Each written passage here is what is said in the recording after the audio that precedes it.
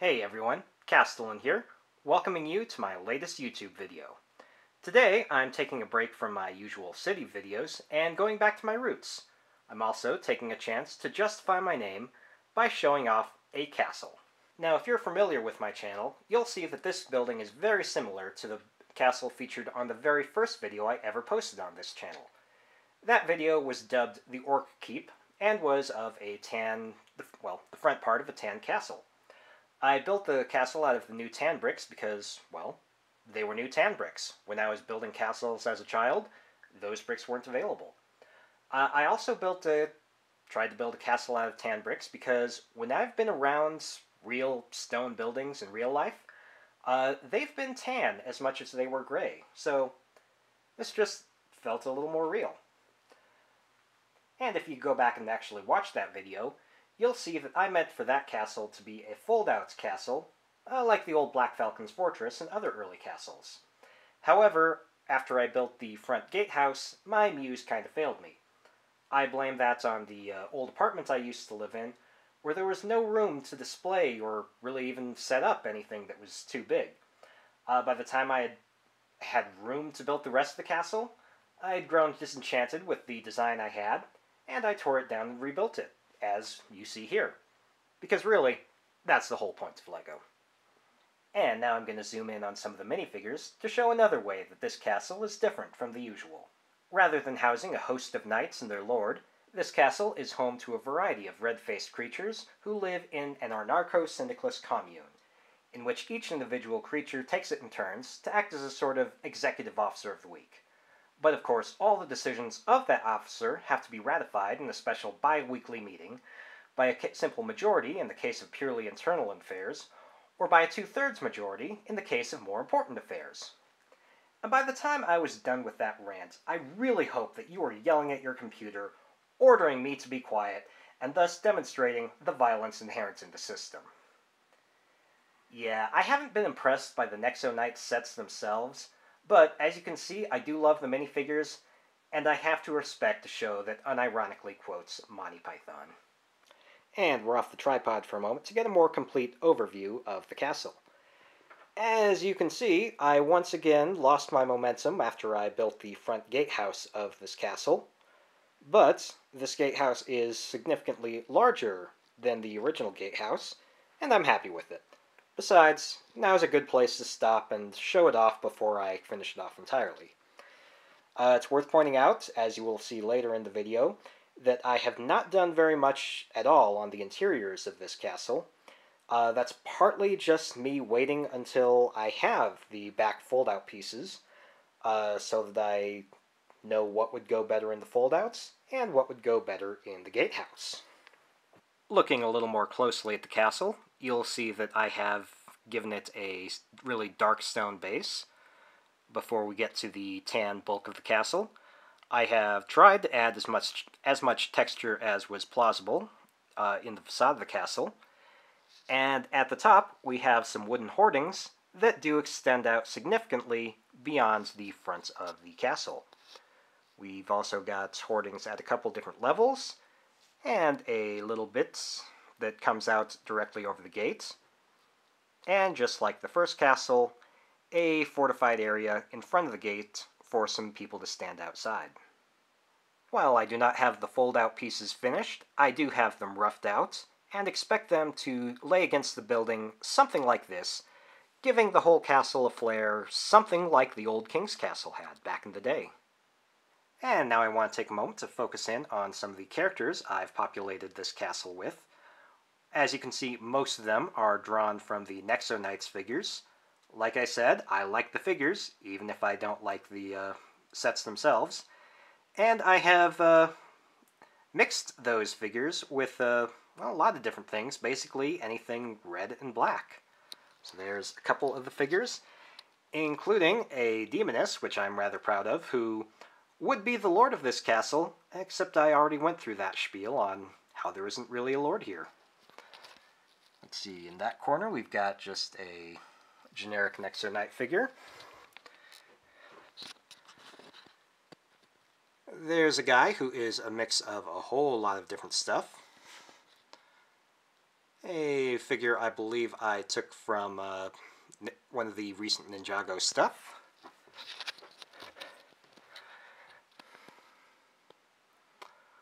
Once again, a guy straight out of the official Nexo Knight sets. Something very similar.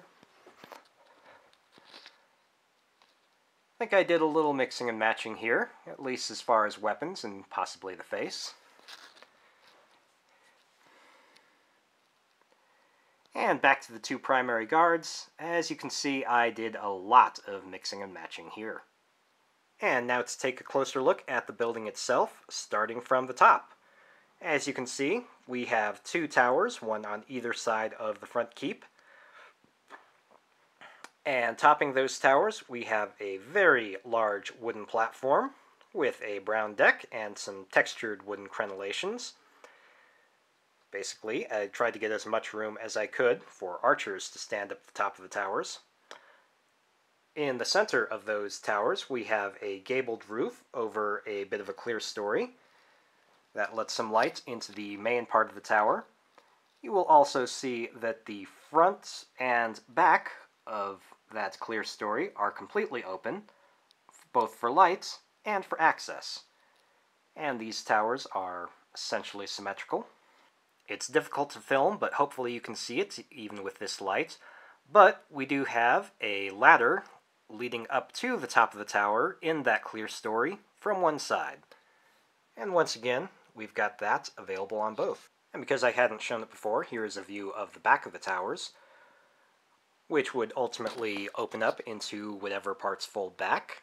We've got the door to open into the Future Edition, a bunch of arched windows on one side, which basically look out over the entry courtyard and through each other. And the lower part of the castle, which, as I said, hasn't really been finished yet. And here's the interior of one side of the two towers. As I mentioned before, there's not a lot in here because I'm waiting to build the rest of the castle so that I can know what goes in the rest and what can go best in here. Although right now I am leaning towards putting in a magician's workshop. In the center of the castle, right over the main gate, we've got another crenellated terrace for some archers. And in this terrace, we have put some slats in the floor to basically serve as murder holes. We've got one on the exterior, just in front of the gate, and then a couple on the interior, over the walkway into the interior of the castle. However, you will note that we do have a solid walkway between the two sides of the towers. And over here is the only bit of interior finish I currently have in the castle, and it is, obviously enough, the treasure room. We've got a central table with a little bit of a lamp, and then some, if I can get it in focus, some gold and or silver bullion, a bunch of silver and or gold crystals, and then lots of gems in the treasure chests, which are both on that side and that side. We also have a character who is, if we can get it in focus, roughly built as a magician. Maybe in the future, that can be her workshop. You can also see pretty well from the interior all the openings we have to the interior of the castle, as opposed to the very few openings we have to the exterior. Again, we've got that door, which is going to go to the fold-outs, which will eventually be the place that you get up to the second level. And then you've got those large interior arches. And now we are down to the bottom floor of the castle, where, as I mentioned before, there's not a lot of detail, and will not be a lot of detail until I build out the rest of the castle. But you can see that we do have some heavy-duty wood framing to hold up the main towers, and also to help the doors open against.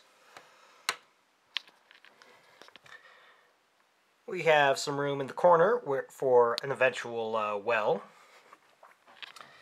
We've got something on a similar corner over there. I'll decide what it actually is later. And because we couldn't get a good look at it earlier on, I took out the sorcerer from the treasure room in the second level to give you a better look at it, just because I felt it was kind of a neat character. I have already spent a little bit of time talking about the main gates, but here it is again, just with a bit more focus on it.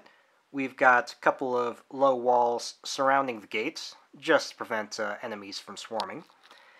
And then the gate itself, which came directly from the first version of this castle, is a bunch of gray doors with a lot of black, just signifying a lot of iron reinforcing those doors. And here's a quick detail on the fold-out wings that I'm using for this castle.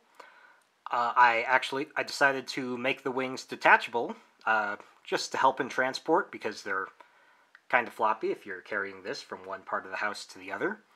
And also just to make it easier to take them apart and build them separately.